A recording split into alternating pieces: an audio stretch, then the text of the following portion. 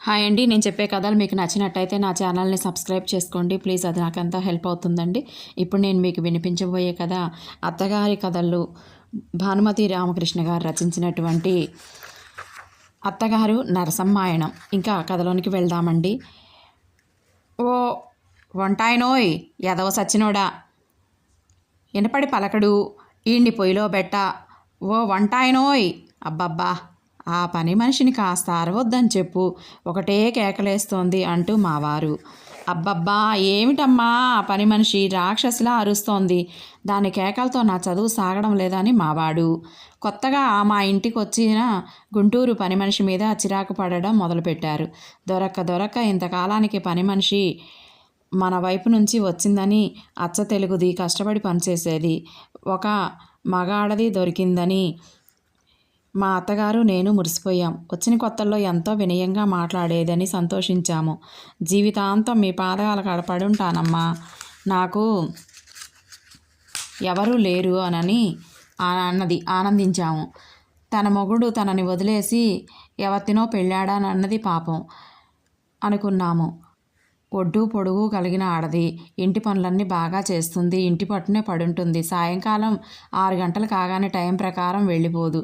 కాస్త నా వీపుకు అమృతాంజనం అన్నా పట్టిస్తుంది. ఏ వేళప్పుడైనా ఇంట్లో పని మనిషి ఉంటే ఆ దారే వేరు అంటూ మా అత్తగారు ఆనందపడిపోయారు. వచ్చిన మర్నాడు తెల్లారేసరికల్లా ఇంటి పనంతా చేసేసింది. మా అత్తగారు మడి పాత్రలన్నీ తళతళలాడేటట్లు తోమి తులసి కోట దగ్గర బోర్లించి పెట్టింది. ఆమె వంట చేసుకునే మడిబొగ్గుల కుంపటి తుప్పంతా వదిలిచ్చి కొత్త కుంపట్లా తోమి పెట్టింది. ఇంటి ముందు తులసి కోట చుట్టూ రకరకాల ముగ్గులు వేసింది. మజ్జిగ చిలికి వెన్న తీసి పెట్టింది. ఇల్లంతా చిమ్మి తుడిచి అద్దంలా చేసి పెట్టింది. శుక్రవారం గడపలన్నిటికీ కూడా పసుపు కుంకాలు పెట్టింది. వేడినీళ్లు కాచి మా అత్తగారి స్నానానికి రెడీ చేసింది. మా అత్తగారు నిద్రలేస్తూనే పని మనిషి చేసిందంతా చూసి, ఆహా ఎంతకాలానికి మన వైపు పని మనిషి దొరికి ఇల్లు పాత్రలు ఇంత శుభ్రంగా కళకళలాడుతూ చూడగలిగాను అంటూ బ్రహ్మానంద పడిపోయారు. ఒసే నర్సు అంటూ ఆ పని మనిషిని పిలిచారు. దాని పూర్తి పేరు నరసింహమ్మ. ఏంది పెద్దమ్మగారు అంటూ అతి వినయంగా మా అత్తగారి ముందు నిలబడింది. ముఖం నిండా పసుపు పూసుకుంది. కళ్ళ నిండా కాటుకు పెట్టుకొని, తల నున్నగా దువ్వి పూలు పెట్టుకొని, రూపాయంత బొట్టు పెట్టుకొని గ్రామదేవతలా కనిపిస్తున్న నరసమ్మను చూసి మా అత్తగారు తృప్తిగా చిరునవ్వు నవ్వి, చద్దన్నం తిన్నావా అని అడిగారు ఆప్యాయంగా. తిన్నానండి అమ్మగారు అన్నది కాస్తంత సిగ్గుపడుతూ నరసమ్మ. అలాగే పెందలాడే చద్దన్నం తినేస్తూ ఉండు, అప్పుడే నీవింత చాకిరీ చేయగలుగుతావు అంటూ స్నానానికి వెళ్ళిపోయారు. మా అత్తగారు భోంచేస్తూనే ఆమె కాళ్ళు పట్టడం, కాసేపు ఆమెకు నడుము వీపుకు అమృతాంజనం పట్టించి మర్దన చేయటం, ఇంకా ఆమెకి ఇష్టమైన పనులన్నీ కొన్ని చేస్తూ ఉండడం వల్ల మా అత్తగారి అభిమానాన్ని, ఆదరాన్ని నరసమ్మ ఇట్టే సంపాదించుకుంది. నరసమ్మ వచ్చి 3 రోజులే అయింది. 4వ రోజు నుండి నిద్ర కాస్త లేటుగా లేవడం మొదలుపెట్టింది. పాత్రలు తళతళ, ఇంటి నిగనిగా కాస్త తగ్గాయి. వంటాడు పిలిస్తే ఉండు ఎదవగోల ఊరక అని నూరు ఇది రుబ్బు అంటూ పేణాలు తీస్తూ ఉంటాడు అంటూ విసుక్కుంటుంది. అది నా చెవిన పడింది. మా అత్తగారి చెవిన పడిందో లేదో మరి. వారం రోజులైంది. పాత్ర సామాన్లు ఇంకా తోమలేదని, కాఫీ ఫిల్టర్ ఇంకా కడగలేదని, పెద్దమ్మగారి స్నానానికి ఇంకా బాయిలర్ అంటించలేదని, మజ్జిగ చిలకలేదని, ఇల్లంతా ఇంకా చిమ్మలేదని వంటాడి కంప్లైంట్స్ ఆరంభమయ్యాయి. అవన్నీ విన్న మా అత్తగారి ముఖంలో కొద్దిగా ఆందోళన కనిపించింది. పొద్దుటే స్నానం చేసి పట్టెడు కుంకుమతో కళకళలాడుతూ పనిచేసే నరసమ్మ కాస్త వారం రోజులు అయ్యేసరికి లేటుగా నిద్ర లేవడం, విసుక్కోవటం, మూలుక్కుంటూ చెయ్యి బెణికింది అంటూ పాత్రలన్నీ ఎత్తిపడేయడం మొదలుపెట్టింది. పెద్దమ్మగారు కాళ్ళు పట్టడానికి పిలిస్తే ఉండమ్మా వస్తానులే, అసలే పనులు తమలకు చస్తా అంటే, ఎదవ సచ్చినోడు ఈ వంటోడు పాత్రలన్నీ ఒక్కసారి వేసి తగలాడితే కదా, చేతికి ఏదో రోగం వచ్చింది, ఊరికే కుక్క నవ్వినట్టు నవ్వులుతాంది ముంజెయ్యి అంటూ కుడి చెయ్యి పిడికిలు బట్టి నేలకేసి బాదుకుంటూ పెద్దమ్మగారిని విసుక్కునేదాకా వచ్చింది. మా అత్తగారు దాని ధోరణి మారిందని గ్రహించి నిట్టూర్చారు. రాను మాట్లాడితే అందరి మీద కస్సుమంటం మొదలుపెట్టింది నరసమ్మ. అంతవరకు బాగా పనిచేస్తూ వచ్చిన నరసమ్మకు అంత విసుగు, చిరాకు, కోపం ఎందుకు కలిగాయో నాకు అర్థం కాలేదు. మనిషి మళ్ళీ మంచిదే, కష్టపడి పనిచేసేదే, ఒళ్ళు దాచుకునే స్వభావం అస్సలు లేనే లేదు. మొదటి నుంచి తెలిసిందే. మరి ఎందుకు ఇలా విసుక్కుంటుంది? నాకు బోధపడలేదు. మధ్యాహ్నం మా అత్తగారు భోంచేసి హాల్లో నడుము వాలుస్తూ నరసమ్మ అని పిలిచి, అరికాళ్ళు మంటగా ఉన్నాయి, కాస్త ఆముదం పట్టించవే అన్నారు. అబ్బా, నా శాత కాదు పెద్దమ్మగారు, ఇప్పుడు నేనేం చేయలేను. నా ఒంట్లో కాస్త బాగుండలేదు. ఇక నేనాగా పెడితే ఈ ఇంటెడు చాకిరి ఎవరు చేస్తారని పేనం బిగపట్టుకొని చేస్తా ఉండ. కాసేపు అట్లా కొట్టం కాడికి వెళ్ళి నడుము వాలుస్తానమ్మా అంటూ పెరటి వైపు వెళ్ళింది. మా అత్తగారు గతుక్కుమన్నారు.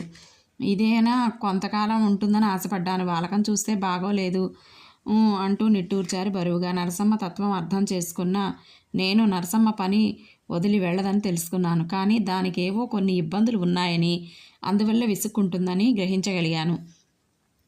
మా అత్తగారు మంచి నిద్రలో ఉన్నారు. వంటవాడు పరిగెత్తుకుంటూ వచ్చి, అమ్మగారు పెరటి వైపు మీకు తమాషా చూపిస్తాను, తొందరగా రండి అన్నాడు. వాడి వెనకాలే పెరట్లోకి వెళ్ళాను. వాడు అడుగుల్లో అడుగులు వేసుకుంటూ చప్పుడు కాకుండా గొడ్ల కొట్టాన్ని దగ్గరికి తీసుకెళ్ళి ఓ మూలన ఉన్న చిన్న కిటికీలో నుంచి లోపలికి తొంగి చూశాను. జాలీగా లల్లాయి పదం పాడుతూ దర్జాగా కూర్చొని బారెడు చుట్ట నోట్లో పెట్టుకొని కాలుస్తూ ఈ లోకాన్నే మర్చిపోయిన నరసమ్మ కనిపించింది. వంటవాడు మూతికి తొండుగుడ్డ అడ్డం పెట్టుకొని నవ్వుకుంటూ వంటింట్లోకి వెళ్ళిపోయాడు. ఆనందంలో ఒళ్ళు మరిచి చుట్టపొగను ఆస్వాదిస్తున్న నరసమ్మను ఆ సమయంలో నా కంటికి ఉమర్ ఖయ్యంలా కనిపించింది. పక్కనే సాఖీలా ఉన్న ఆవుదూడ నరసమ్మను ఆనుకుని కూర్చుంది. నిశ్శబ్దంగా వచ్చేశాను. నేను చూసిన దృశ్యం మా అత్తగారే చూస్తే లోపలికి వస్తూనే వంటవాడు చెప్పాడు, నరసమ్మకు ఆ విసుగంతా చుట్టకాల్చడానికి తీరిక లేకనే అని చివరకు తోటవాడిని బ్రతిమలాడి 4 గణాలు అడిగి తీసుకొని వెళ్ళి చుట్టపొగాకు తెచ్చుకుందని, అగ్గిపెట్టి వంటింట్లోంచి పట్టుకెళ్తే వెనకాలే వెళ్ళి చూశానని చెప్పాడు. ఆ సంగతి పెద్దమ్మగారికి తెలియకూడదని వంటవాడికి గట్టిగా చెప్పాను. కాసేపటికి నరసమ్మ చాలా హుషారుగా నవ్వుకుంటూ హాల్లోకి వచ్చి చేతిలో ఉన్న ఆముదం సీసా పక్కన పెట్టి మా అత్తగారి కాళ్ళ దగ్గర కూర్చొని గాఢ నిద్రలో ఉన్న మా అత్తగారి 2 కాళ్ళు బర్రున తను లాక్కుంది. ఓయమ్మా, ఎవరే అంటూ మా అత్తగారు ఉలిక్కిపడి లేచారు. నరసమ్మ పక్కపక్క నవ్వేసి, నేనేనమ్మా, కాళ్ళు ఎటండి, ఆముదం రుద్దుతా అన్నది. ఇప్పుడు వద్దే అని మా అత్తగారు అంటున్నా వినకుండా, మీకు తెలవదమ్మగారు, మీరు ఊరుకోండి, కాళ్ళు ఇటీయండి అంటూ బలవంతంగా ఆమె 2 కాళ్ళు లాక్కొని ఆముదం రుద్దడం మొదలుపెట్టింది. ఇంకా గట్టిగా వద్దంటే తంతుందేమోనని మా అత్తగారు భయపడ్డట్టు గ్రహించాను. నరసమ్మలో కలిగిన మార్పుకు ఏంటో అర్థం కాక మా అత్తగారు అయోమయంగా నా వైపు చూశారు. ఆముదం రుద్దినంతసేపు నరసమ్మ ఏవో కబుర్లు చెప్పి వంటవాడిని వెక్కిరిస్తూ నవ్వుతూనే ఉంది. అది నవ్వే కొద్దీ మా అత్తగారి ముఖం ఓ పెద్ద క్వశ్చన్ మార్క్లా తయారైంది. నాకు బోలెడు అంట్లున్నాయమ్మాయి, ఆ ఎదవ సచ్చినోడు బండిడేస్తాడు బొచ్చెలు అంట్లు తోమి ఇల్లు జిమ్మి సాయంత్రం కల్లా మీ ఈపుకి అమృతాంజనం రుద్ది నీళ్ళు కాయటం వేస్తా, మరి మీరు మడిగట్టుకున్నా సరే తాగుతా అంటూ పక్కపక్క నవ్వుకుంటూ అంట్లు తోమడానికి వెళ్ళింది నరసమ్మ. మా అత్తగారు హుషారుగా వెళ్తున్న నరసమ్మ వైపు చూస్తూ, ఏమిటే ఇది, ఒట్టి కయ్యాళి మనిషిలా ఉంది అన్నారు నవ్వి ఊరుకున్నా. సాయంకాలం మా అత్తగారు చూడకుండా నరసమ్మను రహస్యంగా పిలిచి దాని చేతిలో 5 రూపాయలు పెట్టాను. తెల్లబోయి, నాకెందుకు ఈ రూపాయలు అన్నట్టు నా వైపు చూసింది. నీ సొంత ఖర్చులకు ఉంచుకో, నీ దగ్గర డబ్బు లేదుగా, వాళ్ళని వీళ్ళని చిల్లర డబ్బులు అడగాక, అందుకే ఇస్తున్నా అన్నాను. నరసమ్మకి ఏదో అనుమానం కలిగింది. నాకేం ఖర్చు ఉంటుంది అమ్మగారు అంది నేల చూపులు చూస్తూ. నాకంతా తెలుసులే నరసమ్మ అన్నాను నవ్వుతూ. ఇంకా నా వైపు చూడటానికి కూడా ముఖం చెల్లని నరసమ్మ చటుక్కున నా 2 పాదాలు పట్టుకుని, అమ్మగారు నన్ను క్షమించండి, ఎదవలవాటు, పొగాకు కంపెనీలో పనిచేసేదాన్ని, ఆడవాళ్ళంతా కూడా కాలుస్తూ ఉంటే అలవాటైపోయింది, కోపగించుకొని పని పీకేయమాకండమ్మా, దిక్కులేని దాన్ని, మీ నీడనే పడుందామనుకున్నా, అలవాటైన మూలాన పిచ్చెత్తినట్టుంది. వంటోడికి పెద్దమ్మగారికి భయపడి ఈ వారం రోజులు పళ్ళు కరుచుకొని పనిచేశా. ఈ విషయంలో మీరు కోప్పడకపోతే ఇంకెంత పనైనా చేస్తా, లేకపోతే ఏంటో నోరు తొత్తరబట్టి పిచ్చెక్కినట్టు అవుతుందమ్మా, కాసేపు సుట్టగాలిస్తే ఇంకా ఆగా మేఘాల మీద పనిచేస్తా అని నరసమ్మ చెప్తుంటే నాకు నవ్వొచ్చింది. అలాగే కానీ పెద్దమ్మగారికి మాత్రం తెలియకుండా చూసుకో అన్నాను. అమ్మో ఎంత మాట, అదంతా తెలియనిస్తానా అమ్మా, ఆయమ్మ ఎంత మడో నాకు తెలవదా అంటూ చెంపలేసుకుంది. వెనక నుంచి నరసమ్మ యాక్షన్ చూస్తున్న వంటవాడు ముసిముసి నవ్వులు నవ్వుకుంటూ తలుపు చాటును దాక్కున్నాడు. ఆ రోజు నుంచి నరసమ్మ మళ్ళీ మామూలుగా ఎగిరెగిరి పనిచేయటం చూసి మా అత్తగారి ముఖంలో కళ కనిపించింది. కానీ దాని అరుపులు కేకలు ఎక్కువైనాయి అనేదే అందరి కంప్లైంటు.